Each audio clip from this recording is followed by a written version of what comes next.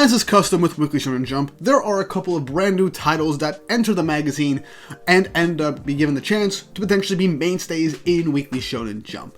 And this series, Ichi the Witch, has begun its weekly serialization in Weekly Shonen Jump, and I already believe, not just with the story and what it presents within Chapter 1 could be one of the next big things in manga, this duo that is working on the series are industry veterans that I have full faith in to deliver an amazing series. And if given the time to shine and the attention, it could be Jump's next big thing. Before I dive deep into this, don't forget to like and subscribe and hit the notification bell for updates on future videos. Really helps and ensures you guys enjoy the content I make here on the channel and shows you want to see more.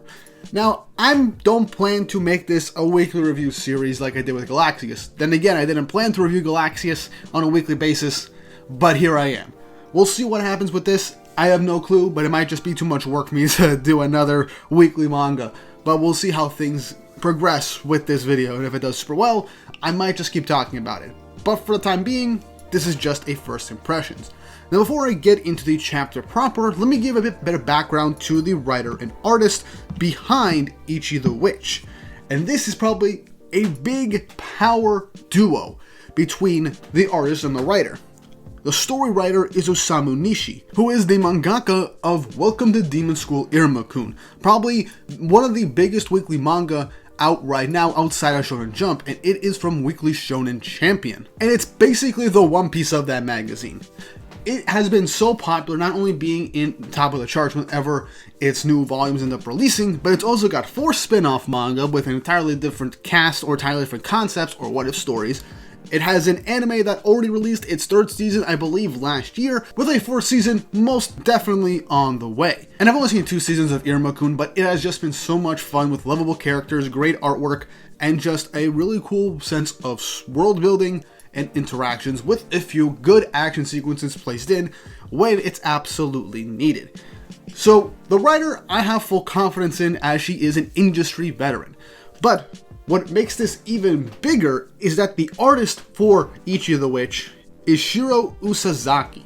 And if you haven't been reading manga 5 years ago, primarily Weekly Shonen Jump stuff, then you probably wouldn't know that she is actually the artist for Act Age, a previously cancelled Weekly Shonen Jump manga that was doing incredibly well in the magazine. It was building a huge fan base and was doing great in sales, and was at top of the charts. That manga was basically Oshinoko before Oshinoko even started, focusing on acting, theater, filmmaking, all that stuff with the entertainment industry with a really cool and engaging MC. But despite how good that manga was, Shiro Usazaki was just the artist, not the writer. And Act Age got cancelled because the writer was arrested for doing indecent activities, which was stalking and assaulting, essentially, a child. So yeah, that's kind of a thing, and thank God he got arrested. But after that, the artist essentially lost her ticket in Shonen Jump. She did a few one-shots here and there, but she never got a new weekly serialization or a proper serialization, whether it be her own work and writing, or just her artwork paired with a other writer. But now she's made her grand debut in Weekly Shonen Jump with the writer of one of the most popular weekly manga that are currently out right now outside of Jump. And these two are working together on a brand new weekly serialization, and I believe that's a very big power move. It's also, from what I can see, is actually the first time in Weekly Shonen Jump that the writer and artist are both women. And I don't think this has happened in Shonen Jump before. Other magazines, 100%, this has most definitely happened at some point, but for there to be a duo like this in Weekly Shonen Jump could potentially inspire more artists and writers to come to this magazine and try their luck, trying to tell their own stories with their artwork in new, fun, and engaging ways. And I think that's a great shift for the magazine, because with their most popular titles ending or about to end, I feel like having fresh blood in this magazine in any shape is a good thing for Weekly Shonen Jump. But that's it for the preamble and why I think the series has really good potential based off of the people working on it. What about the series itself? How is Chapter 1 of Ichi the Witch? And so, let's get right into it. The chapter starts off with a narration. I'm thankful for the fruits and plants, the animals, the birds, insects, and fungi. I'm thankful for all life in this world. After getting a few images of the different animals and flora and fauna, we got cut to a bit of a young man with one singular panel. As you then get a 2-page color spread, giving us the title of the series, with the next piece of dialogue being, "Oh boy, I want to hunt. I want to hunt them all." And this 2-page color spread is so beautiful, giving us the two main leads of the story for Ichi the Witch.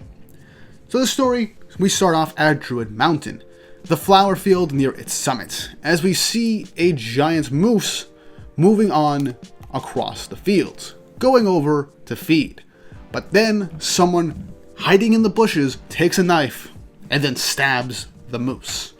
We then cut to the village at the foot of the mountain, where this moose was hung up and killed by a hunter named Ichi. As the townsfolk are wondering over the greatness of how Ichi managed to take out this guardian, essentially, of the forest, they thank Ichi so much for bringing it to their village.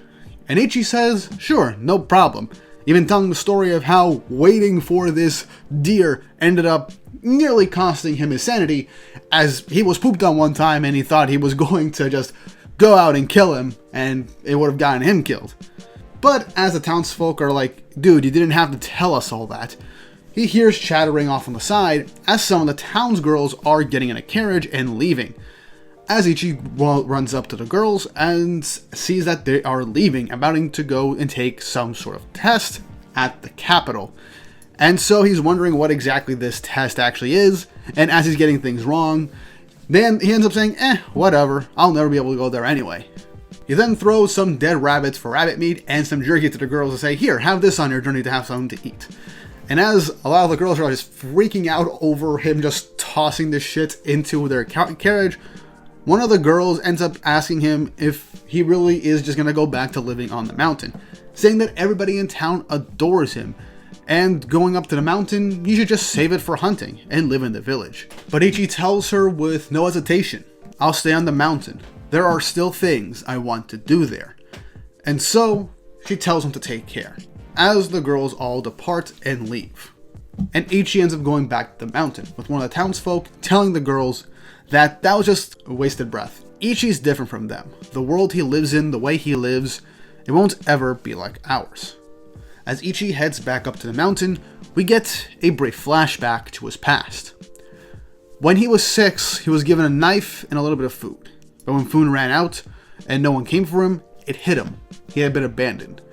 He drinks water from the river, grabs some random berries, throws up as he's trying to survive. He started to walk, day in and day out, desperately trying to survive. And then he came to a realization on the brink of death. He wasn't given the knife to hunt. It was given to slit his own throat. As Ichi was prepared for death and about to take his own life, a wolf, appearing out of the woods, ready to pounce, begins to bare its fangs, and lunged itself at Ichi. But Ichi, in terms of a reflex, surprising even himself, wanting to cling to life, stabbed the wolf, killing it. And then later, he ended up learning something. Learning gratitude for life, learning how to catch fish, how to forage for edible plants and where the edible mushrooms grew.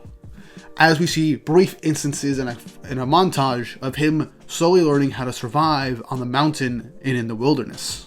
And in time, he learned to hunt. As we cut to Ichi's home, which is a shack he most presumably built for himself, with many weapons and pelts of animals that he himself had hunted. He states the villagers at the foot of the mountain are kind. They treat a vagrant like me well. I like them. I'm thankful to them too. But there's still something I want to do.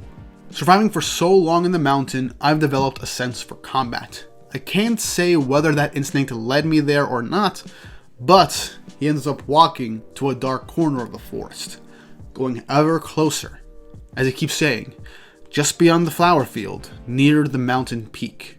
I found it. As we get a 2-page spread showcasing this odd feathered monstrosity just lying in the trees, using the trees as pillows as it sleeps. Ichi states, I could tell. It was a creature completely unknown to me. I'd never seen or touched it before. but I could tell. It was powerful, and it wouldn't hesitate to kill humans. Ichi grabs onto his knife, and it almost seems like he's about to attack it. Ichi says, I took one look and then turned and ran. It hadn't done anything yet. Probably.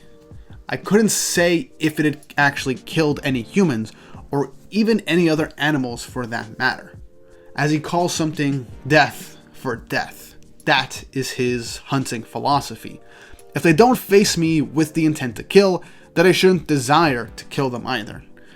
Killing things you don't mean to eat isn't hunting, it's murder. That's one line you must never cross. But if that creature does harm a human, if it does turn its fangs on me, if it does trigger death for death, I want to hunt it.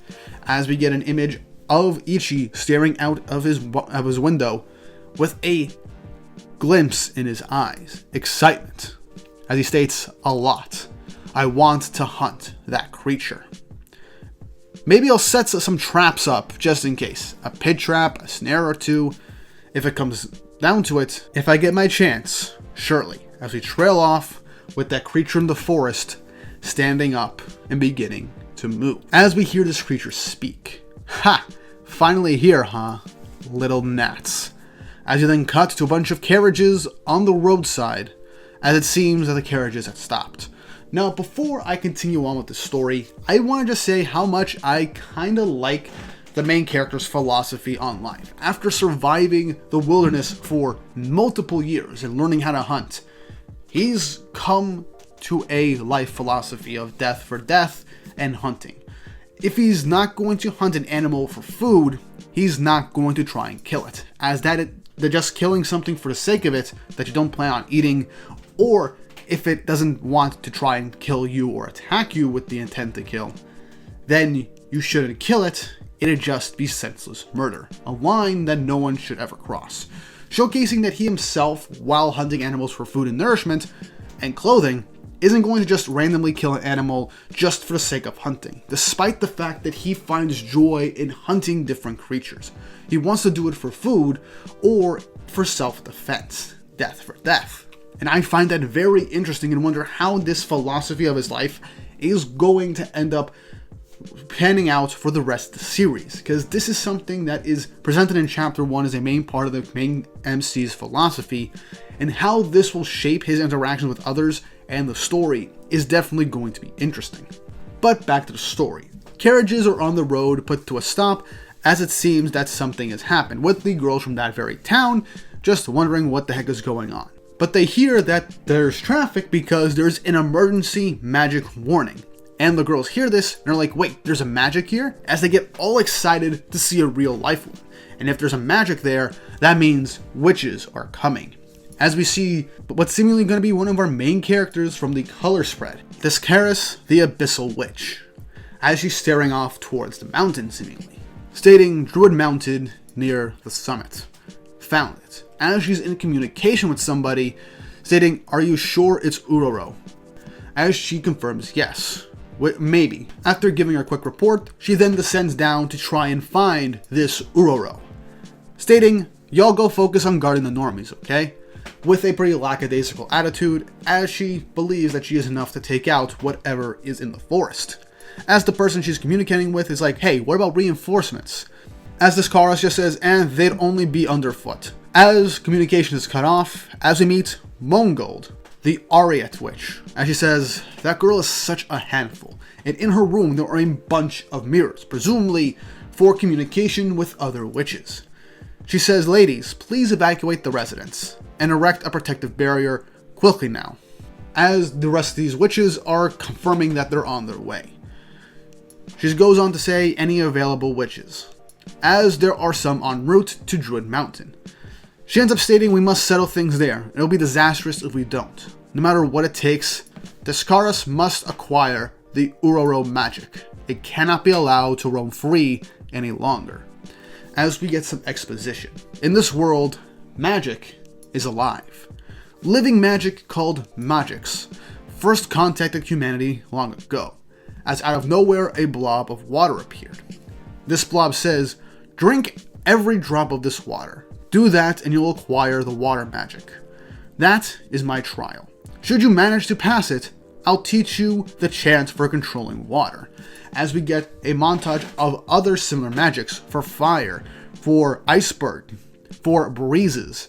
All these different magics give particular trials to these different people, and by passing the magic's trial, they acquired the magic itself.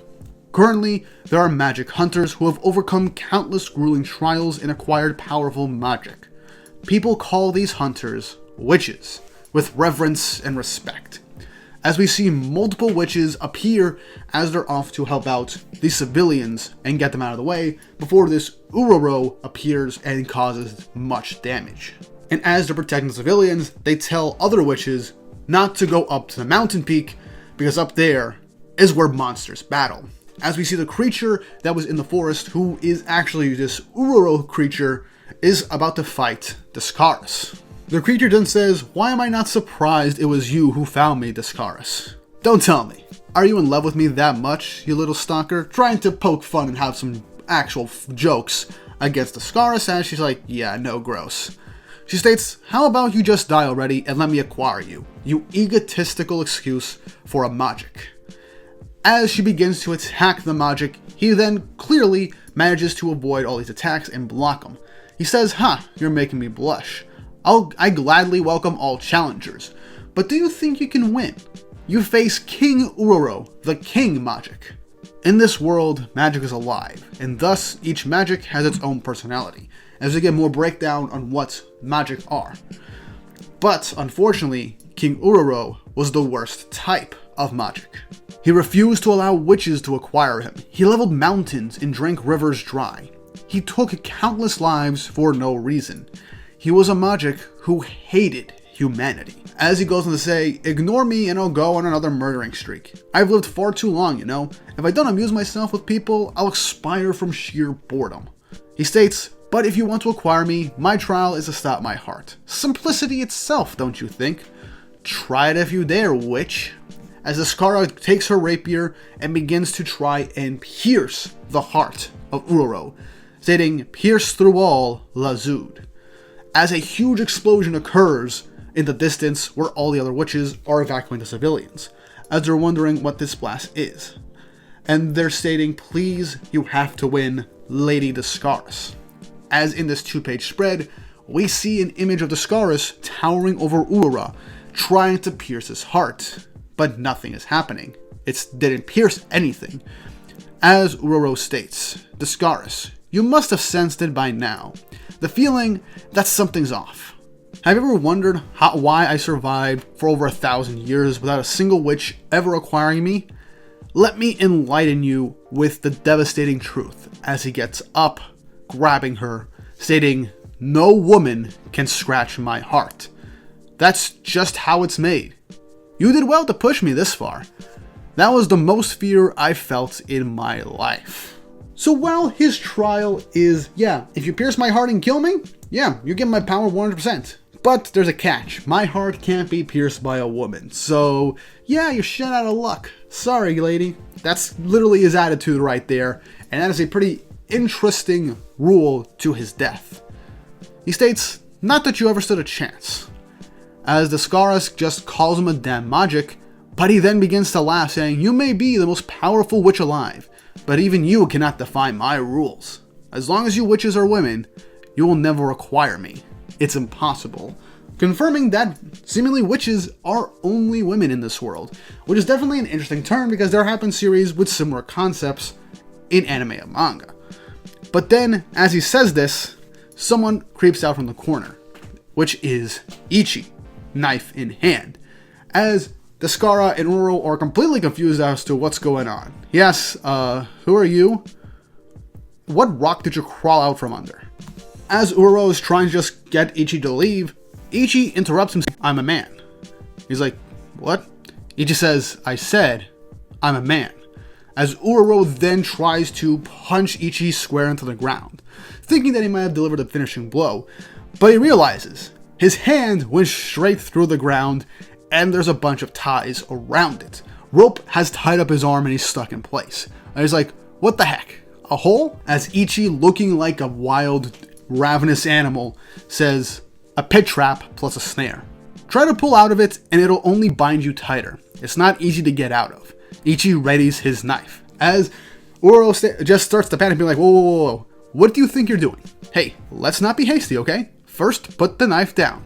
What are you looking at me all sparkly-eyed for?" And yeah, Ichi is incredibly excited to actually potentially hunt this wild monster that he's been waiting to hunt ever since he found it laying in the forest sleeping. Uro continues to freak out, saying, hey now, don't get so close, okay? Personal space, and I said put the knife down. He then tries to attack Ichi as Ichi jumps into the air to get out of the way. As he just says like, you just tried to kill me. Death for death. Ready? As in this 2-page spread, we see Ichi stab into Uro's chest, piercing his heart. As Uro yells in absolute pain, a huge light engulfs them. As the next page, with a 2-page spread, Ichi has changed in appearance to look more like a witch, completely confused as to what the heck is going on, saying, I stick out like a sore thumb, and where did that thing go? As, before he really begins to actually make sense of anything, Dascaris puts her rapier next to his head, stating, okay kid, don't move. But in that instance when she says that, Ichi, out of a sheer reflex, takes his knife and starts to stab at Dascaris. As he's like, oh, you stopped it, revealing that she put up a barrier at the last second. But her barrier got cracked just from being hit with that knife. And she's like, hold on a second. I told you not to move. But he just says, you look like you wanted to kill me. As Dascaris says, what are you, an automatic slicing machine? As she's getting completely annoyed and frustrated, says, anyway, right now, you're in the literal worst possible situation, kid. Don't move, don't talk, and don't you even think about speaking any chance. And he's like, wait, chance? Oh, what was it that's Lazud, as he speaks out that spell that she stated, as then there's a bright light shining from him, and then there's a giant explosion of a slice going through the earth, as Dascara just moved out of the way, with all the other witches looking in through mirrors, being completely baffled and confused as to what they had just witnessed. As we get more information. A side note, in this world, only women have an aptitude for magic. Thus, only women can acquire and use magics. That's why they are called witches. It's widely believed that men can't use magic.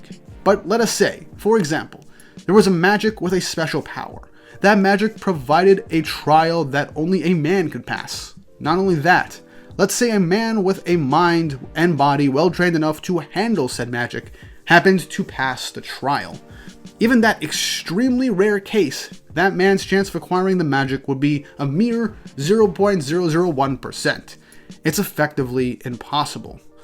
As we get to the end of the chapter, with Ichi on the ground, knife out, completely confused as to what happened, the finishing piece of dialogue is, even if all that lined up, it would still take a miracle. Ending the very first chapter of Ichi the Witch. So yeah, pretty solid first chapter. We had an introduction to the main character and seemingly the main female lead with Dascaris and Ichi. We have some beautiful artwork, some really interesting layouts for paneling, an interesting monster design, lore build up for what this entire world and magic system is basically going to be about. We get the classic shonen coincidence that happens at the beginning of a chapter to set the story in motion. We get a pretty interesting philosophy of life and word to live by for the main MC, which is Ichi, and we get the exception that he is the only man in this universe that can potentially use magic. Now, when this plot synopsis was released to a lot of people through the announcement of the series, a lot of people figured, oh, this would be some type of weird harem stuff that's going to happen in Weekly Shonen Jump. This isn't going to be anything with substance. But knowing who the duo behind the series is, that is most definitely not the case, especially with the fact that we have not had any real indication of the fact that this would potentially be a harem series or an ecchi series within the very first chapter. So chances are it's not going to be like that, especially the fact that both of these women have not worked on other series with these types of tropes before. So it's very likely that while this does share this one singular coincidental thing that other ecchi and harem series would end up utilizing for obvious excuses for random stuff happening, for fan service and shit. This series doesn't seem to be the case, and with the philosophy of Ichi's character being placed in this world that he should not be a part of, it feels like we'll end up getting a pretty interesting story of a fish out of water scenario, exploring more and more of these different characters, and expanding on the world and how things could change, with Ichi being the one exception to the rule, and perhaps open the door for more exceptions to be introduced within the story. Granted, this is just chapter 1. Things could still end up changing. It could still go in the bottom tier, absolute garbage anime manga pile, but with the people behind it, that is like literally the most impossible thing I could think of this series end up becoming. And it has a lot of potential to be something fantastic, and I have full faith in the mangakas working on this series. And if given the time, and if Jump actually gives this duo the chance to tell their story, then maybe Jump will get another big hit in the future with this manga. But I want to hear your thoughts. How do you feel about this manga? How do you feel about the first chapter of the series and the potential that this could have in Weekly Shonen Jump? Have you read the previous works of the writer and artist for this manga? Are you a fan of theirs already and came to this to check it out? Let me know in the comment section down below, and what you think the series could end up turning into in the future. And if you'd like me to actually continue doing videos on this series at some point, let me know. If this does well, I might try with chapter 2 and 3 as things come out, and we'll see where things go from there. I don't give any guarantees, but the possibility is out there. And once more, if you haven't already, like and subscribe and hit the notification bell for updates on future videos. Really helps, and it shows you guys enjoy the content I make here on the channel and shows you want to see more. Now, with all that said and done, I hope you all have an awesome day.